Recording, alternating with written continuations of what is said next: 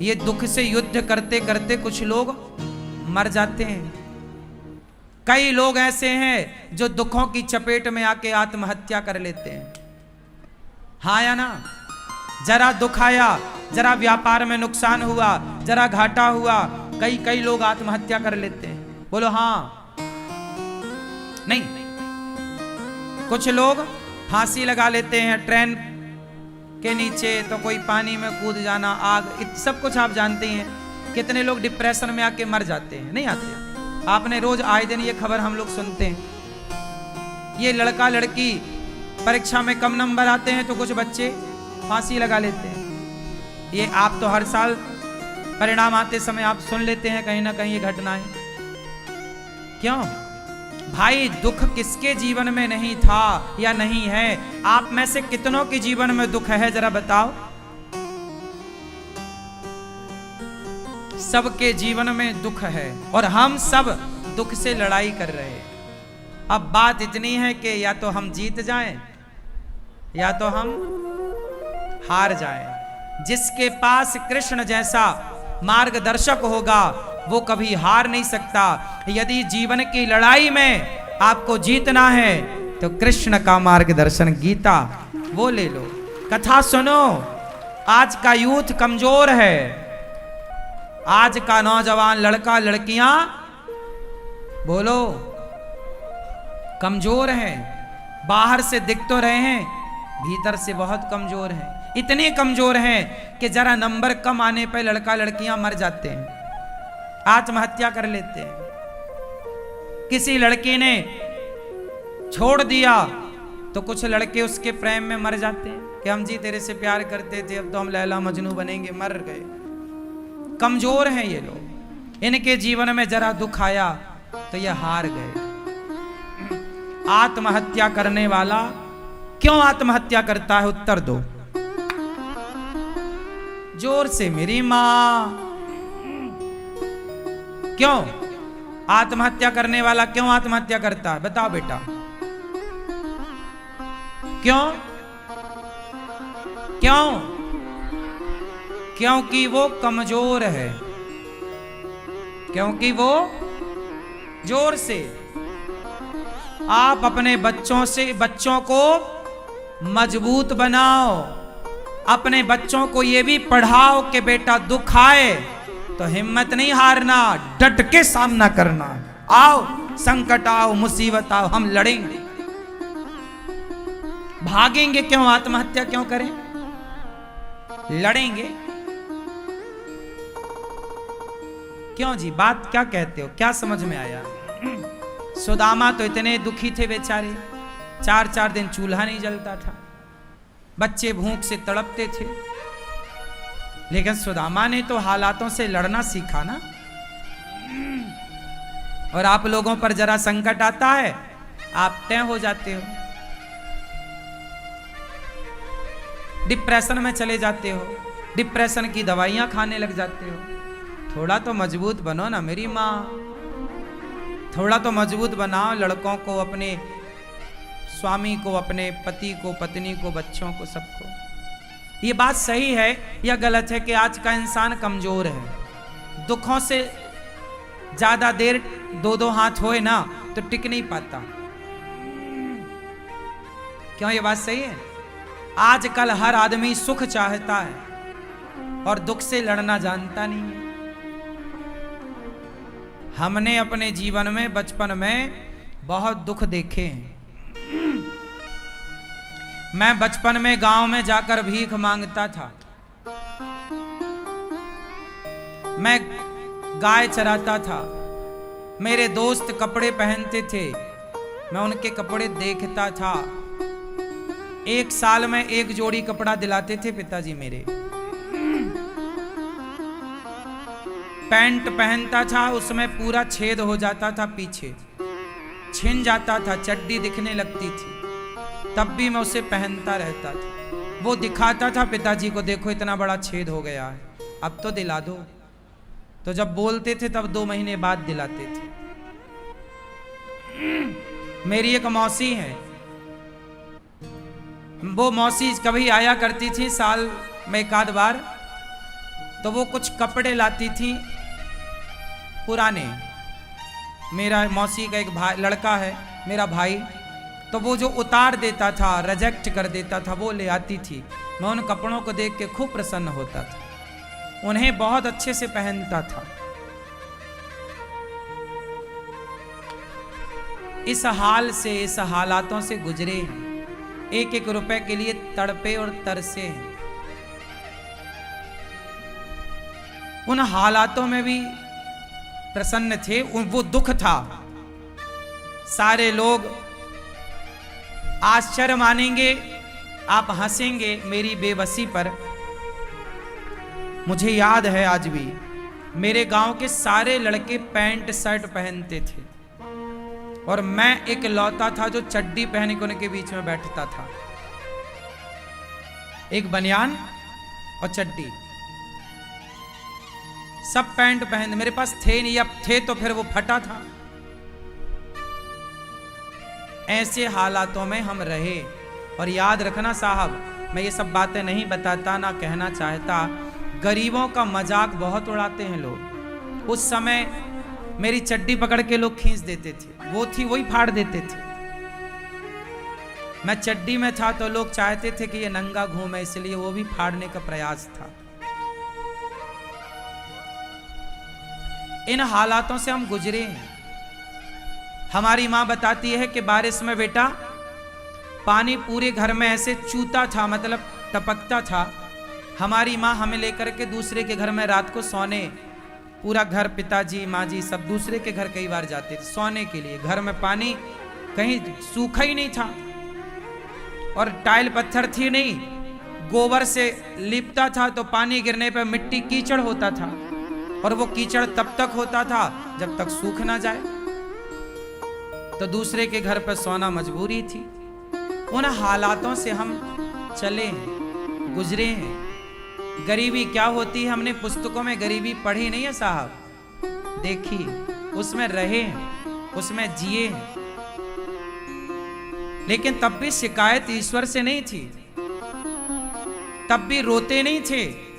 उन मुसीबत से डट के उस समय भी हम लोग खुश थे, प्रसन्न थे। उस हाल को भी हमारी माँ ने, हमारे पिताजी ने डट करके सामना किया उन दुखों से और जिए हैं। आत्महत्या का मन नहीं बनाया कि चलो जी अब तो कुछ नहीं, हम मर जाते हैं।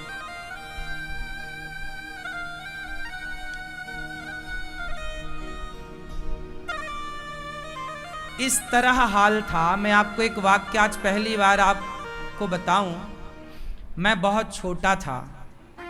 हमारे गांव में जब कोई मरता था ना, तो उसको जलाने के लिए लकड़ियां गांव भर के लोग चंदा करके जुटाते थे। ये परंपरा रही है पहले कि जब कोई मर जाता था तो सब लोग ना अपने घर के बाहर दो दो लकड़ी मोटी मोटी रख दिया करते थे, तो वो ले जाया करते थे और चिता पे फिर उसको जलाते थे। मतलब इस तरह आलम था कि जब कोई मरता था तो उसको जलाने के लिए लकड़ियों का भी चंदा होता था, मतलब सबसे मांगी जाती थी। एक बार की बात है, मैं गाय चरा के लौटा था, शाम को 5 बज रहे होंगे, 6 बज रहे हो। मैं बहुत पुरानी बात है ये, जब मैं बहुत छोटा था। ये तब की बातें हैं जब मेरी आयु 13-14 साल की थी। एक दिन मेरी माँ ने अचानक मेरे से एक बात कह दी।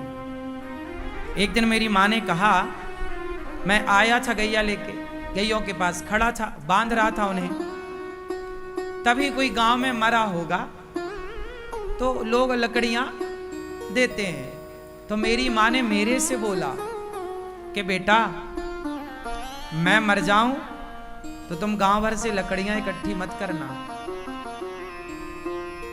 ये मेरी माँ ने बोला।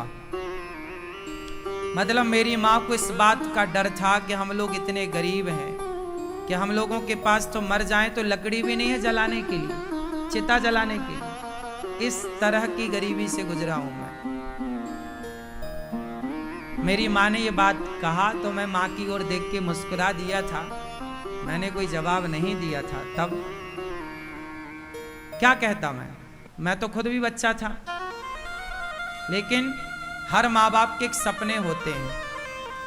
ये बच्चे आजकल जो लड़का लड़कियों में उलझ जाते हैं, अपना जीवन बिगाड़ लेते हैं, ये समझते नहीं हैं कि एक संतान के प्रति माँ बाप का कितना सपना, एक अरमान होता है, कितने सपने होते हैं माँ बाप के, और माँ बाप के उन सपनों को पूरा करने के लिए हमारा जीवन होता है, माँ बाप की सेवा करने के लिए होता है।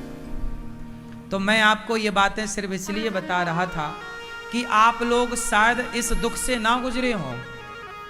मैं गुजरा हूं इन दुखों से, लेकिन हम लोगों ने उन दुखों को लड़ करके उन दुखों से विजय पाई है। आज आपको ये सब दिखता है, व्यक्ति की कामयाबी खूब दिखती है लोगों को, लेकिन व्यक्ति के पीछे का संघर्ष कभी नहीं नजर आता, ना कभी कोई देख सकता, ना कोई देखना चाहता।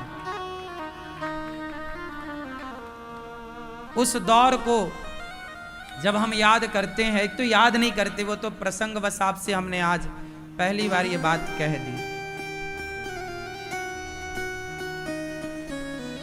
हमारे यहाँ साधु संत जब गांव में आते थे ना, तो मेरी आदत थी मैं संतों को पकड़ के घर ले आया करता था। एक दिन मैं 8 संतों को घर ले आया। माँ ने कहा कि बेटा, उस समय 11 से 12 बज रहे थे, 11-12 का बीच, और उस समय हम लोग घर में सब खा चुके थे। गांव में सुबह का भोजन 10 बजे हो जाता है, तो हम लोग सब खा चुके थे, और जब खा लिए तो संत आए 8-10 मैं ले आया पकड़ के गांव से। गांव में संत आए, बोले भैया भोजन मिलेगा कहीं? मैंने कहा हमारे घर चलो। मैं ले आया। माँ ने कहा कि बेटा संत आ गए, तुम पूछ तो लेते, भोजन नहीं है, सब खत्म हो गया, 2-4 रोटी बची रही होंगी, अब खाने के बाद कितना बचता है, जरा सा, एक आदमी हो तो आदमी हो भी जाए, पर 8 साधु थे। तो मैं तुरंत मांगने चला गया। सोचिए, ये था कि द्वार पे कोई आ जाए ना तो तुरंत मांगने जाना पड़ता था। तो मैं पास के पड़ोस में मौसी के घर, मौसी मतलब गांव में जितनी होती हैं ना, वो बुआ होती हैं या मौसी होती हैं या चाची होती, गांव में यही परंपरा है। मेरे गांव में सभी को मैं मौसी कहता था या चाची कहता था या बुआ कहता था, क्योंकि गांव का यही रिवाज था। तो मैं मौसी के घर, सामने घर था घर के, तो मैं मौसी के घर आटा मांगने गया। मौसी जरा आटा दे दो। गांव में यही होता है, आपके घर में नहीं है तो आप आटा मांग लाते, जब आपके घर होता है तो आप वापस कर देते हैं। तो हम आटा मांग के ले आए। तब हमारी माँ ने थोड़ी पूड़ी बनाई, थोड़ी साग बनाई और थोड़ा खीर, दूध घर में था, गाय थी तो चावल की खीर, तो खीर पूड़ी संतों को परोसी। और जब संत भोजन कर रहे थे ना, तो मेरे मन में एक सपना चल रहा था कि मैं बड़ा होऊंगा तो कभी ऐसी सेवा करूंगा कि कोई भी संत आए अन्न क्षेत्र लगाऊंगा, ताकि कोई भी आओ सबको पेट भर भोजन मिले। ये तब की बात जब मैं 14 साल का था, जब मैं दूसरों के घर से आटा मांग कर सेवा करता था, तब की ये उम्मीदें थी मन में, भाव थे कि कोई संत आएगा तो भोजन कराऊंगा। ऐसा मेरे मन में एक सपना था। मेरे को भोजन कराने का बड़ा शौक था बचपन से। लड़कों को आजकल ना गाड़ी चलाने का शौक है, किसी को मोबाइल का शौक है, किसी को घर बंगला बनाने का शौक है। मुझे सेवा का शौक था बचपन से कि अन्न, कोई आए सबको भोजन। मैं जब किसी को भोजन करते हुए देखता हूं ना, बड़ी शांति मिलती है कि चलो ये आप खा रहे हैं, देखते रहो बस। लोगों को खाते हुए देखना अच्छा लगता है।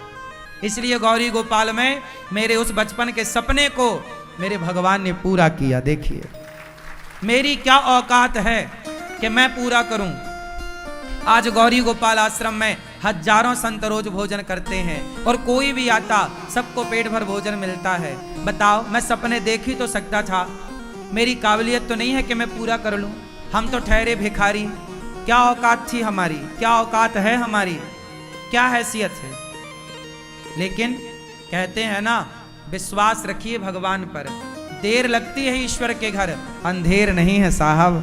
ईश्वर के घर देर है, अंधेर नहीं है। वो सबके दिन देख रहे हैं, वो सबके दिन देख रहे हैं। आज बुरा है तो कल अच्छा भी होगा, और आज अच्छा है तो घमंड ना करिए, सबकी भलाई करिए तो और अच्छा होगा। और यदि आपने रुतबा दिखाया जरा धन दौलत का, तो पलटते देर नहीं लगती साहब। मैंने कितने करोड़पतियों को रोडपति बनते देखा है इन्हीं आंखों से। मेरी आयु 33 साल है साहब, मेरी माँ, लेकिन इस कम उम्र में भी मैंने जितना संसार देखा है, शायद आज का यूथ, आज का बच्चा इतना नहीं देख पाएगा। जो जितना संघर्ष करता है ना, वो उतना मजबूत होता है। संसार का कोई भी दुख मुझे पराजित नहीं कर सकता, क्योंकि मैंने इतना दुख देख चुका हूं कि अब उसके सामने कोई दुख है ही नहीं है। इसलिए दुखों से अगर चोट खाई ना होती तो कन्हैया तेरी याद हमें आई ना होती। आज प्रभु याद हैं तो शायद इसलिए कि दुखों से गुजरे हैं। इसलिए भगवान करें आप कभी दुखी ना हो, आपकी कभी स्थिति प्रतिकूल ना हो। भगवान आप सबको धन धान्य से भरें। लेकिन एक बात कहूं, कभी धन का घमंड ना करना साहब। 4 पैसे हैं तो ईश्वर ने कृपा करके आपको दिए, समाज की सेवा के लिए, दीन दुखियों की सेवा के लिए, घमंड के लिए नहीं दिए। घमंड तो रावण का नहीं चला, जिसकी लंका सोने की थी, तुम्हारे घर तो माटी के है ना। मेरा मन कर रहा मैं थोड़ा रो लूं, पर अभी समय नहीं है रोने का, फिर कभी रोएंगे, है ना।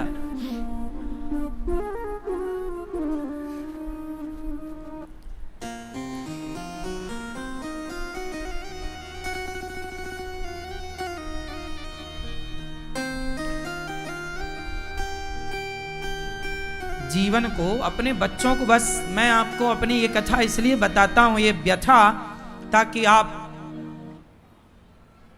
हारे ना, हर परिस्थिति से लड़ें, इतने मजबूत बने कोई माई का लाल आपका बाल भी बांका ना कर सके, इतने मजबूत बने।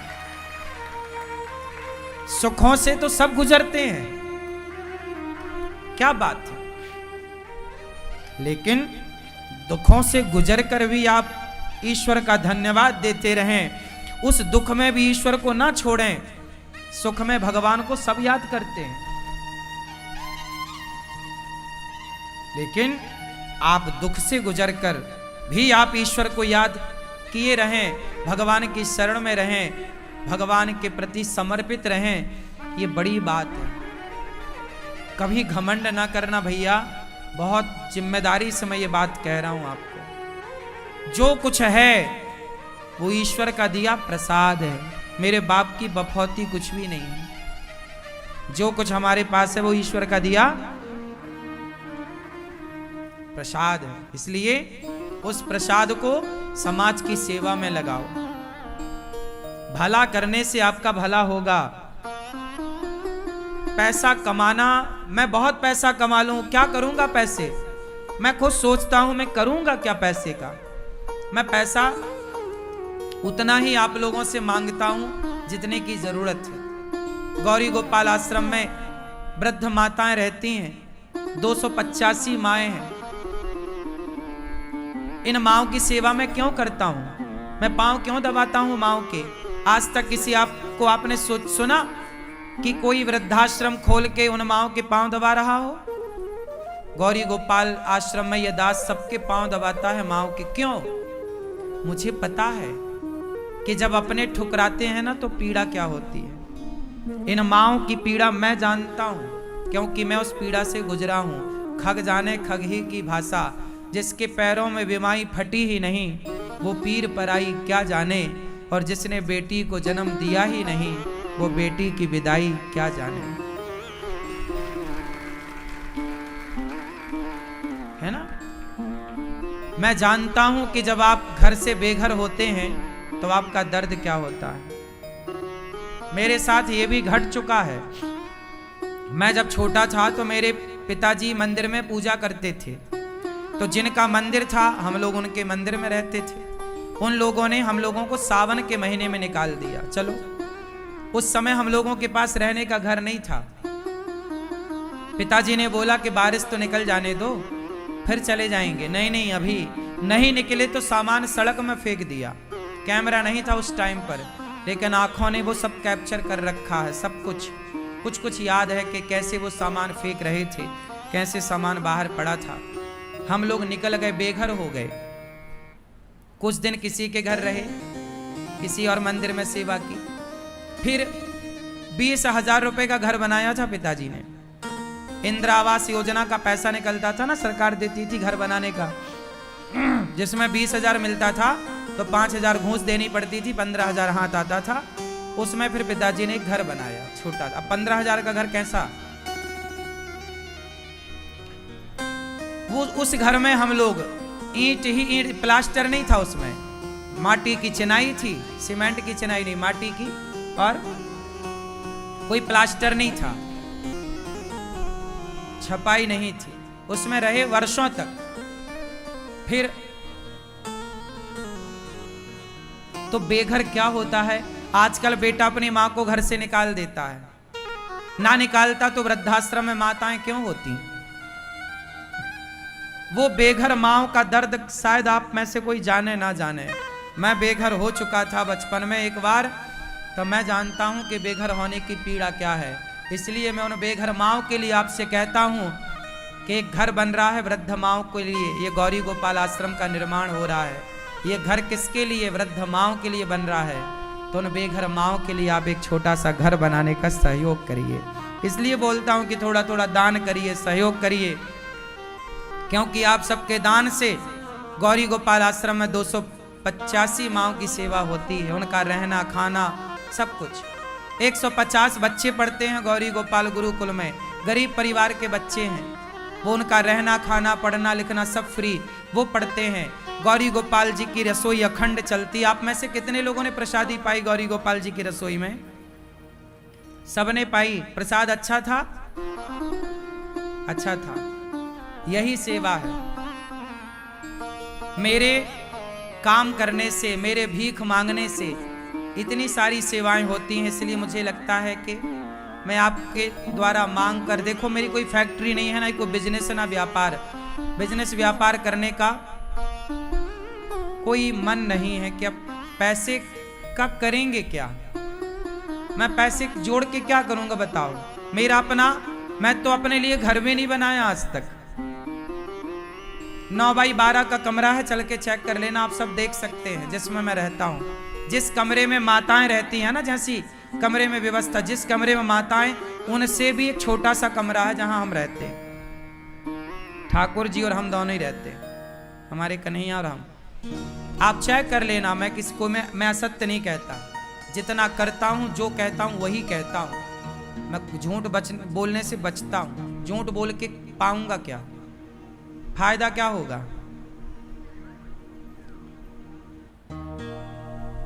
मैंने आज तक घर नहीं बनाया अपने लिए, कि क्या जरूरत है। माओ के लिए बनाता हूं जो कुछ बनाता हूं, कि मेरी माएं सुख पूर्वक रहें। बस मेरे द्वारा किसी को सुख मिल जाए। आपका सुख ही मेरा सुख है, आपका दुख ही मेरा दुख है। अब मेरा अपना सुख सुनो। मैं बचपन में, पता नहीं भगवान ने मुझे सब चीजों के लिए बचपन में मैं तरसा तड़पा। आज उन सब चीजों को भगवान ने खूब दिया। जीवन के दो पहलू होते हैं। शुरुआत में यदि आपको दुख मिला है ना, तो अंत में आपको सुख मिलेगा। और शुरुआती में आपको सुख मिला है तो अंत में दुख मिलेगा। यही है जीवन का सिद्धांत। मैं पढ़ने जाता था दूसरे गांव, तो एक बार मुझे समोसा खाने का मन हुआ। समोसा 1.5 रुपए का आता था उस टाइम पे, मेरे टाइम पर 1.5 रुपए का एक समोसा। और मेरे पास 1 रुपए था।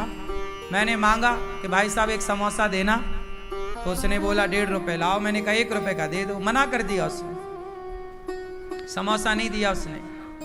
मैं जिद किया तो उसने मेरे को हाथ पकड़ के बाहर कर दिया दुकान से। चल।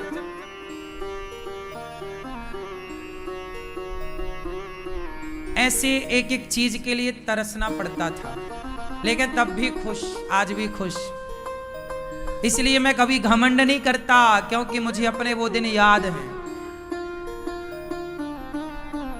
मुझे अपने वो सारे दिन, घमंड किस बात का करूं, घमंड नहीं करता। जो है वो प्रभु ने सेवा के लिए दिया है। इसलिए मेरा प्रत्येक क्षण, समय और आपका दिया एक एक रुपया सेवा में ही खर्च होता है।